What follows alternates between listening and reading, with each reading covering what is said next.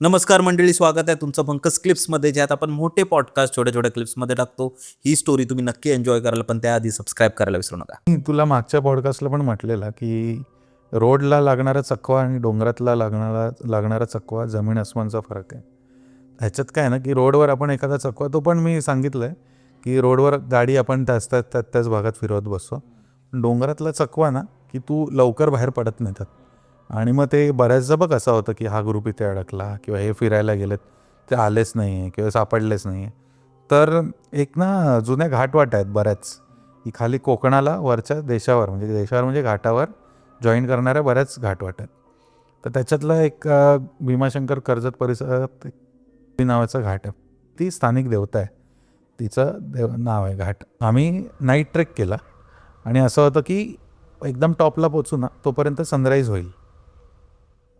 आणि तसंही झालं. म्हणजे आम्ही जेव्हा पुणे जिल्ह्यात पोचलो, खालून कर्जतमधून ट्रेक चालू केला, रात्री किती वाजता केला असेल, एक 2 वाजता चालू केलं असेल आणि आम्ही 6-6:30ला वरती पोचलो थांबत वगैरे असं. आणि 7 वाजता उजाडला. आणि असं होतं ना की मग कच्च्या रस्त्याने चालायचं होतं आणि मग एका ठिकाणी जंगलात घुसायचं होतं. मग ते दुपारपर्यंत एक दुसरं गाव येणार, मग ते ओलांडायचं. मग तिथे एक खिंड नावाची जागा आहे, पवनचक्की आहेत तिथे, बरंच आपले विंडमिल्स असतात ना, त्या क्रॉस करून जायचं. मग पलीकडे एक गाव आहे, मग तिथे जेवायचं, असं सगळं होतं. तर आमच्याकडे वेळ खूप होता. म्हणजे आम्ही सनराईजलाच पोचलेलो आणि ती शनिवारचा पूर्ण दिवस होता, रविवारचा अर्धा दिवस होता. सो ते करत करत आम्हाला भीमाशंकरपर्यंत पोचून भीमाशंकरने खाली उतरायचं होतं रविवारी दुपारपर्यंत. तर माझं आणि पुष्करचं असं ठरलं की ही रेग्युलर पायवाट न घेता आपण यावेळी ट्राय करू. तसंही जे 12-13 जी लोकं होती ती सगळे एक्सपिरियन्स लोकं होती. ते पण म्हटले ठीक आहे आपण ट्राय करू, आपण नवीन एक्सपिरियन्स. ठीक आहे, डोंगर दिसतोय तिथे, तुला इथून दिसतोय की समोर डोंगर आहे लांब, पण तुला माहिती आहे चालत गेलं तरी 3-4 तास लागणार. म्हटलं ठीक आहे जाऊ. त्याचे पण फोटोज आहेत माझ्याकडे. एका शेतात घुसलो आम्ही, गावातल्यांना विचारलं, ते बोलले ठीक आहे असं असं जा, कमी वापरातलं पायवाट आहे, पण तुम्ही जावा असं खाली उतरू नका कुठे, कडेकडेनेच जावं वरती. तर आम्हाला डोंगर लांब दिसतोय, पवनचक्क्या पण दिसत आहेत. आम्ही चालू केलं, पायवाट संपते, एखादी टेकडी ओलांडावी लागते, परत टेकडी, असं करत करत आम्ही एका ठिकाणी आलो जिथे गाव मागे सोडून 1-1.5 तास झाला. रिटर्न मागे जाण्यात अर्थ नव्हता. मला असं लक्षात आलं की आता आपण फक्त टेकड्या ओलांडतोय, आपला डेस्टिनेशन दिसतंय पण पोचूच नाही शकत आहे. मग मध्येच वेगळं जंगल लागलं. वेगळं जंगल येत नसेल असं वाटत होतं की मध्येच आफ्रिका टाईप जंगल आहे, सुकलेलं, मध्येच असं ओपन ग्रासलँड. मग असं एक जंगल लागलं की ते ॲमेझॉन फॉरेस्ट माहिती ते असं दाखवतात, अमेरिकेचं एक ॲमेझॉनचं हो फॉरेस्ट, हो, जंगल माहिती आहे, खूप ओला घनदाट आहे एकदम असं. आणि तिथे ॲनाकोंडा वगैरे असं ते जंगल, काइंड ऑफ तसं जंगल लागलं. आमच्या कमरेपर्यंत वगैरे वेली सगळ्या, पायवाटच नाही. आणि लांब आमचा डोंगर आहे तेवढाच दिसतोय लांब. नंतर आमचं असं ठरलं, रे हे आपण गणलो आहे म्हटलं. आणि आता 10-11 वाजत आले, सकाळी 7 वाजता आपण चालू केलं आहे. यावेळेला तर आपण पुढच्या दुपारी जो जेवणार ना त्या तिकडे पोचायला पाहिजे होतं. नाही होत आहे, लोकं एक्झॉस्ट व्हायला लागली. पाणी किती आहे, पाणी एक बॉटल उरली. आता सगळे एक्सपिरियन्स टेकर होते, म्हणजे असं काही हरकत नव्हती.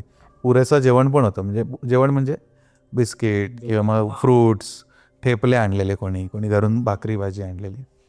तर आम्ही म्हटलं शांत राहूया.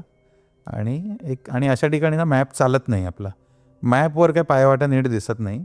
आणि कसं आहे, गुगल मॅप सॅटेलाईट मोडमध्ये ऑन केलं ना, सो आम्हाला डायरेक्शन बघून कळतं आपण उत्तरेला चाललो आहे, दक्षिणेला चाललो आहे, कुठेही.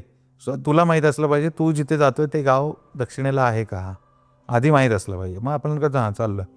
तर असं करत करत ना आम्ही एका प्लॅटूवर आलो. तिथे पण परत ग्रासलँड, तो डोंगर आहे तिकडेच दिसतोय आम्हाला, आम्ही पोचतच नाही तिथपर्यंत. आणि तिथे असं झालं ना की लांबपर्यंत दिसतंय, काही मानवी वस्ती नाही, म्हणजे काही गावं नाही, काही नाही. आम्ही आवाज देतोय की कोणी आहे का, कोणीच नाही. आणि तिथे तो फोटो आहे माझ्याकडे. त्यांना पठारावर जोरात वारा आला आणि ते असं आपल्या कमरे एवढे किंवा ढोपरा एवढं गवत होतं, ते असं व्हायला लागलं गवत. आणि कुठेतरी लिटरली मी चालत असताना ना, म्हणजे डोक्यात अशा वेळेला पहिली मदत येते ती देवाकडून, की बाहेर काढा मला येतो.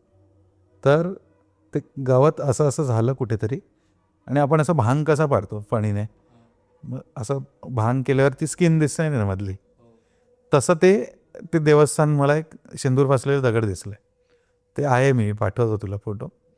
आणि मग मी मागच्यांना आवाज दिला, अरे हे बघ हे बघ. आता तिथे मला पॉझिटिव्हिटी काय वाटली की दगड आहे ना, म्हणजे इथे कोणतरी माणसं येत असणार पूजा करायला, कळलं. जरी देव मदतीला नाही आला तरी इथे कोणतरी माणसं तरी येत असतील. जरी आपण आज रात्री चुकलो तर उद्या सकाळी तरी कोणीतरी येईल, कळलं. तर मग खरंच मी वाकून पाया पडलं की प्लीज ह्याच्यातून आता बाहेर काढू दे. ही नवीन वाट काय आम्हाला भारी पडली आहे आणि आम्हाला आज रात्री पोचून म्हणजे त्या भीमाशंकरच्या आधीच्या गावात स्टे करायचं आहे काही करून.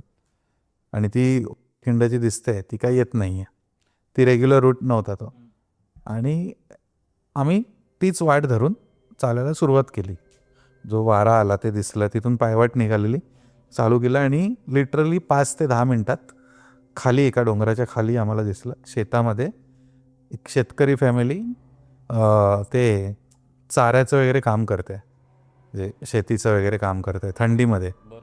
आणि थंडीमध्ये काय असतं ना, तो वरईचा भात असतो ना, ते उपवासाला खातात, तो काढतात तुझा डिसेंबर जानेवारीमध्ये. तो तांदूळ तेव्हा बनतो सुकून, तसं तो झवडत होते ते लोक.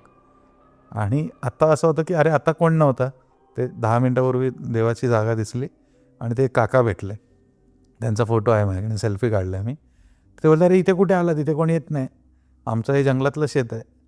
तर आम्ही म्हटलं असं असं आलो. त्यांनी असे हातच जोडले, भारी आहे म्हटलं तुम्ही, इथून तसं गावातले सोडले तर कोणी येत नाहीत असे मुंबईवाले वगैरे या फिरणारी लोक. त्यांना ट्रेकिंग असं माहीत नसतं, ते फिरणारी लोक म्हणतात. नंतर ते बोलले काम करा, आलाच आहेत तर मग मी आता तुम्हाला पुढच्या मेन पायवाटेला लावून देतो. मग ते आले स्वतः, अर्धा तास ते जाळी त्यांनी बाजूने केली आणि ते आम्हाला नवीन रूट पण एक्सप्लोअर करता आला. त्या एका पवनचक्कीच्या तिथे 5 टाकी आहेत जुन्या ऐतिहासिक, तिथपर्यंत त्यांनी सोडलं आम्हाला. मग आम्ही ते पवनचक्कीची वांद्रेखिंड चढलो, पलीकडे गावात उतरलो. तिथे पण कोइन्सिडन्स असा झाला की त्याच्या 5-6 वर्षांपूर्वी मी त्या गावात गेलेलो आणि मला त्याचं घर एक्झॅक्ट आठवत पण नव्हतं, कारण बरेच चेंजेस झालेत. तर चालतोय घर, गाव येत नाही, काय येत नाही. नंतर मी एका रँडम शेतात काम करणाऱ्या माणसाला आवाज दिला, चौधरी अण्णावर, त्या मी ज्या ओळखतो त्यांना. म्हटलं ते चौधरी आहेत का? तो मीच तो. म्हटलं तुम्ही पण देवासारखे सापडलात म्हटलं आम्हाला, चला आता तुम्ही, म्हटलं तुम्ही जेवण बनवून द्याल का? तर तो बोलतो हां चला मी जेवण बनवतो, तोपर्यंत तुम्ही आराम करा. मग त्याने ते पिठलं भाकरी वगैरे बनवायला घेतली आणि आम्ही मस्त त्याच्या अंगणात ताणून दिलं दुपारी 1 तास. उठलो, तासभर जेवलो. तास झालं पुढे 2-3 तासात अंधार होणार आहे. मग त्या 2-3 तासात आम्हाला ते कवर करायचं होतं पूर्ण, त्या ज्या भीमाशंकरच्या आधीचे जंगल आहे ना ते कवर करून. पण तिथे पोचता आम्हाला रात्री 10 वाजले, म्हणजे 10 नाही पण एक 8:30-9 तरी वाजले. सो तो असा एक एक्सपिरियन्स होता की आम्ही पूर्ण दिवस त्या जंगलातच होतो, अर्धी रात्राच्या जंगलात होतो. आणि सगळे एक्सपिरियन्स ट्रेकर्स असल्यामुळे, आणि असे घाटवाटांचे ट्रेक असतात ना तिथे असे चकवा लागतोच. हे त्याला कारणं वेगळी असतील की आपण बडबड करण्यात वेगळी पायवाट धरली, किंवा अशा ठिकाणी काय असतं ना, गाई गुरांमुळे पायवाटा चेंज होत राहतात.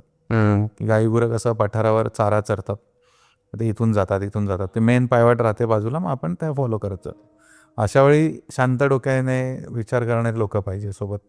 आणि असे जेव्हा ट्रेक आम्ही अरेंज करतो हाय एन्ड्युरन्सवाले, ज्याला तुला 4 लिटर पाणी कॅरी करायचं आहे आणि 2 दिवसांचे कपडे, एमर्जन्सी तुझं सगळं किट, औषधं. सगळं, हां. किंवा आमची ॲज अ ट्रेक ऑर्गनायझर किंवा ट्रेक लिडर जी बॅग असते ती नॉर्मलपेक्षा जास्त वजन असते अशा वेळेला, कारण त्याच्यात रोप असतो, एमर्जन्सी रोप असतो, कधी गरज लागली काय. तर ते सगळं मग तेव्हा एक्सपिरियन्स ट्रेकर्स येतात, की एक्सपिरियन्स फक्त चालण्यात एक्सपिरियन्स नाही, मेंटली पण की हां वाट चुकलो आहे की ठीक आहे आता आपण शांतपणे डिस्कस करून आपण तसं करू. सो तो एक एक्सपिरियन्स होता. बट सही आहे. मला नाही बेसिकली असे ट्रेकचे जे एक्सपिरियन्सेस आहेत ते शेअर करायला मजा येते. म्हणजे मी असं म्हणणार नाही की मी असं भूत बघितलं किंवा काय, तशा गोष्टी नसतातच. बरोबर. कारण बॅकएंडला काय गोष्टी चालतात, मग ते आपल्या शहरात असू दे. आता मला जास्त एक्सपिरियन्स किंवा माझ्यासारखे जे मित्र आहेत त्यांना काय येतात की आम्ही जंगलात जाणं होतं, गडकिल्ले असतील, गडकिल्ल्यांवर तर पॉझिटिव्हच एनर्जी मला आजपर्यंत जाणवली. पण बाकीचे ट्रेक्स असतात तिथे गावातून जाणं होतं, तिथल्या लोकांकडून स्टोरीज आणि ऐकायला मिळतं आणि याच्यातून बऱ्याच गोष्टी शिकायला मिळतात, जे आपल्याला जसं मी म्हणतो की राखणदार जागेवाला आहे ते.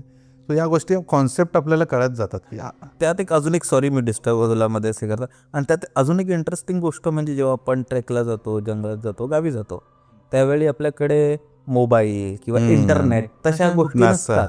तर आपण मग आपले 4 मित्र असतात, त्यांच्याशी आणि connect त्यांच्यावर होतो. गप्पा निसर्गाशी मारतात. connect. निसर्गाशी कनेक्ट होतात. आणि या सगळ्या गोष्टी मला ना असं शेअर करायला आवडतात हो. तुमच्यासोबत, किंवा तू आता ऑडियन्स बघते आपली, सो त्यांनाही ट्रेकिंगची आवड निर्माण होईल.